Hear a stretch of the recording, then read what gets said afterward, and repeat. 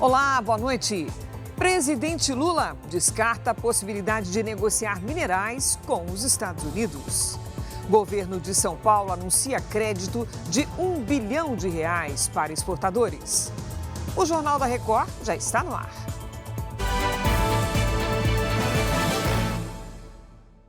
Oferecimento Bradesco, cartões de crédito com benefícios de estrela de cinema. O presidente Lula descartou hoje a possibilidade de qualquer acordo com o governo dos Estados Unidos baseado em riquezas naturais do Brasil. Vamos a Brasília com a Jaqueline Frison. Jaqueline, boa noite. A hipótese foi levantada pelo encarregado de negócios da Embaixada Americana em Brasília.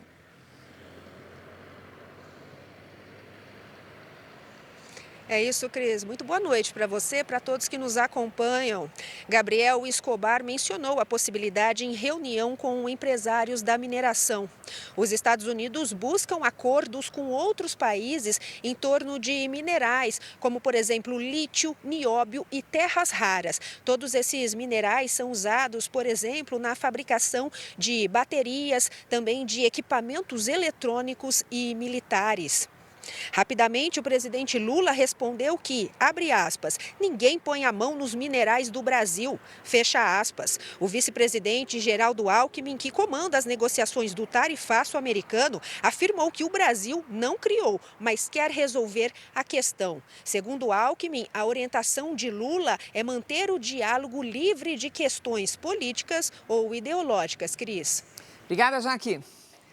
Os números de julho nos Estados Unidos indicam que a promessa de 50% de taxação sobre itens importados do Brasil já impacta os preços de pelo menos 3 produtos no mercado americano. A carne, alta de 1,4%, a laranja, que subiu 4,4%, e o café, 2,2%.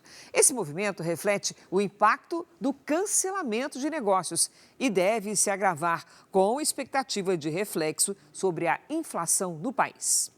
O presidente Lula voltou a afirmar que quer negociar as tarifas com os Estados Unidos e disse que não consegue falar com o presidente Donald Trump.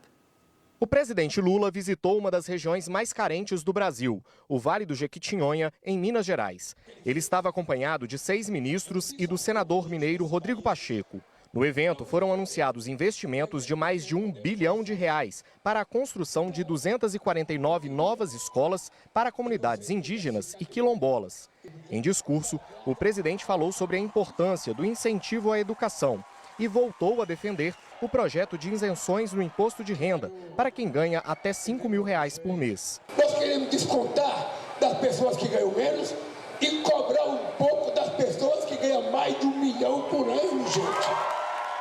O presidente voltou a criticar o tarifaço americano ao Brasil, previsto para entrar em vigor na semana que vem. Ele disse que sempre negociou com todos os países e que espera bom senso. Se quiserem negociar, nós queremos negociar. Nós temos os melhores negociadores do mundo. Se quiserem sentar numa mesa para conversar, nós estamos sentando, até porque a minha vida foi negociar. Ele não quer conversar.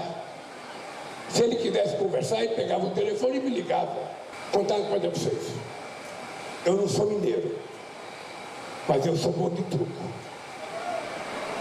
E se ele estiver trucando, ele vai tomar um 6. Se ele estiver trucando, ele vai tomar um 6. Lula ainda afirmou que quem comanda o país é o povo brasileiro e defendeu a regulamentação das plataformas digitais. O que nós queremos é evitar a liberdade de agressão. O que nós não queremos é que essa rede fique transmitindo ódio dos adolescentes, coisa ruim, sabe, provocação, mentiras. E nós vamos proteger o nosso povo. E aqui dentro do Brasil elas serão regulamentadas.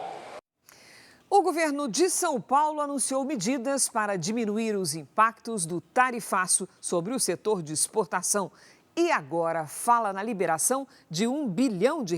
Quem tem as informações é Natan Goulart. Boa noite, Natan. Boa noite, Cris. O governador Tarcísio de Freitas fez o anúncio nas redes sociais. Ele disse que liberou R$1 bilhão em créditos de ICMS para empresas exportadoras. além da ampliação do fundo garantidor e o lançamento de uma linha de crédito de 200 milhões em juros subsidiados com taxas baixas e longo prazo para pagamento.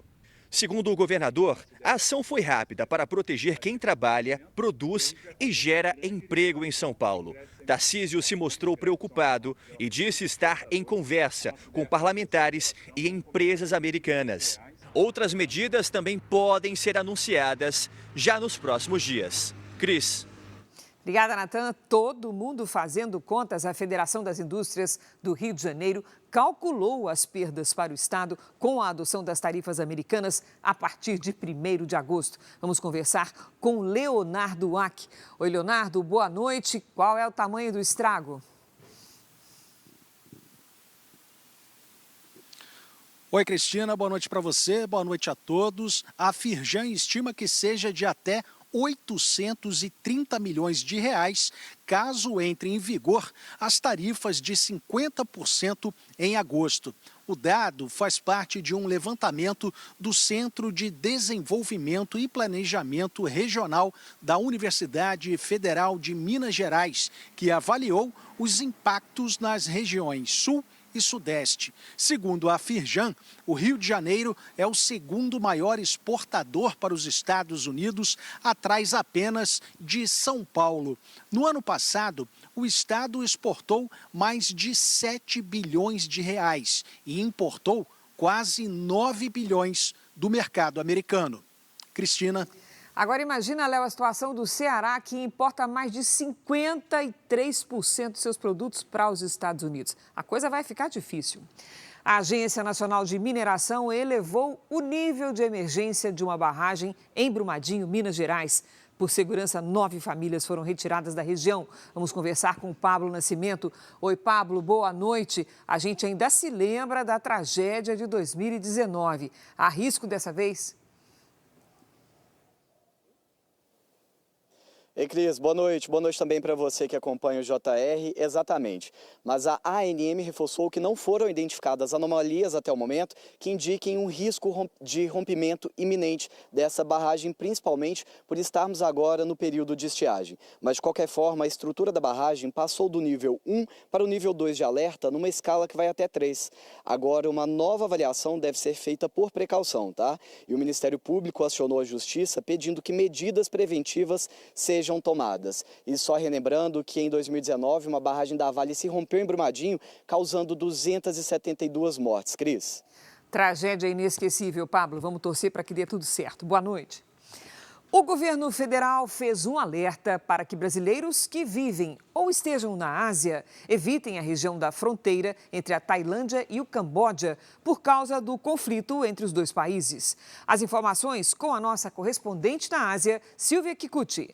Os combates aconteceram nesta quinta-feira em uma região disputada há mais de um século pelos dois países. Cada lado diz que o outro começou os ataques. Foguetes disparados pelo Camboja atingiram um posto de gasolina na Tailândia. Segundo as autoridades, 1 militar e 11 civis morreram. 35 pessoas ficaram feridas. De acordo com o governo tailandês, caças do país atacaram bases militares do Camboja. Também houve troca de tiros. As autoridades locais não divulgaram o número de vítimas. Os dois governos orientam os civis a deixarem a região próxima à fronteira, que foi fechada. Do lado tailandês, pelo menos 40 mil pessoas foram removidas para áreas seguras. Esse foi o episódio mais violento desde 2011 na região, quando 20 pessoas morreram. O Ministério das Relações Exteriores de Israel informou que o Brasil decidiu sair da Aliança Internacional para a Memória do Holocausto, em que era membro observador desde 2021. O Itamaraty ainda não confirmou a informação. O governo israelense também criticou o Brasil pelo apoio à ação da África do Sul na Corte Internacional de Justiça, que acusa Israel de genocídio na faixa de Gaza. O general da Reserva, Mário Fernandes, ex-número 2 da Secretaria-Geral da Presidência no governo Bolsonaro, admitiu hoje em Brasília a autoria do plano que previa o assassinato do presidente Lula, do vice Geraldo Alckmin e do ministro do STF, Alexandre de Moraes.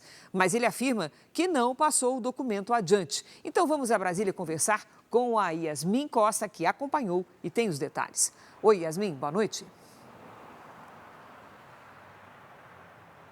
Boa noite, Cris. O general Mário Fernandes confirmou que elaborou esse documento, mas disse que o conteúdo não passou de um pensamento digitalizado. Durante o depoimento ao Supremo, ele disse que o plano era uma análise pessoal sobre o cenário pós-eleições e que não entregou o documento a ninguém, nem trabalhou para executá-lo. A Polícia Federal afirma que a ideia foi elaborada em novembro de 2022, logo depois da vitória de Lula nas eleições, e que o ministro Alexandre de Moraes chegou a ser monitorado por militares, hoje alvos do inquérito que apura a tentativa de golpe de Estado. O general afirmou que chegou a imprimir esse documento. Vamos acompanhar o que ele disse. É um arquivo digital que nada mais retrata do que um pensamento meu que foi digitalizado. Um compilar de dados, um estudo de situação meu, de pensamento, certo? Uma análise de riscos que eu fiz e, por um costume próprio, eu resolvi inadvertidamente digitalizá-lo. Não foi apresentado a ninguém esse pensamento digitalizado e não foi compartilhado com ninguém, absolutamente ninguém. Pela 16ª rodada do Brasileirão, o São Paulo venceu o Juventude em Caxias do Sul. O gol da vitória saiu no fim do segundo tempo. Luciano recebeu dentro da área, bateu firme no canto e balançou a rede. Foi a primeira vitória do São Paulo fora de casa no campeonato. Este foi o Jornal da Record. Você fica agora com o Fala Que Eu Te Escuto. Boa noite para você.